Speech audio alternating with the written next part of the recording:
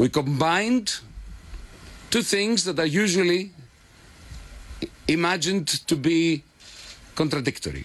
We combined logic and ideology in the way that we bargained. We combined respect for the rules and respect for democracy. We averted the view that a country that is heavily indebted and in a program cannot possibly claim that elections can change something. We stood upright from the beginning of the negotiations to the very end, especially when faced by immense pressure. And we showed that we were committed to skillful negotiations for the purpose of achieving a mutually beneficial agreement between us and our European partners. Nesta conferência de imprensa, Finance Minister and the Spanish Finance Minister are my colleagues in the Eurogroup. I recognize that they have their own political prerogatives. It was clear from their position that they were motivated by those prerogatives. I respect that. It is also true, let me finish. It is also true that Greece has borrowed a significant quantity of money from these countries. Okay? Well, it was about 20 billion from Spain. Not from Portugal, because Portugal is much smaller, right? But even if you look at it per capita from Portugal, it was not insignificant.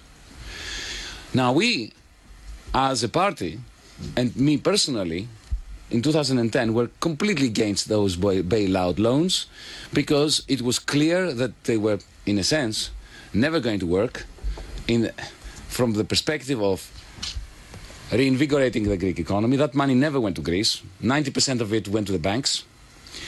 And the conditions, the strings that were attached to that money, put us in a negative spiral whereby we lost the income from which we could repay you.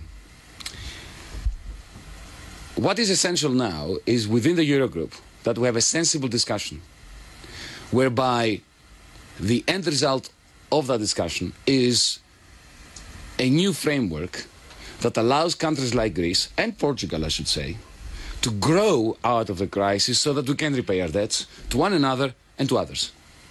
It took 3 Eurogroup meetings for Greece and for Europe to turn a page. They were difficult meetings, but in the end, we have shown that negotiation means both compromise and a readiness to imagine that you may have to say no to proposals, to suggestions, to offers that you don't have a moral right, a political right, a mandate to say yes to. From the very first day that we got elected, we stated unequivocally, this government, and I personally, we are not in the business of shortchanging our partners.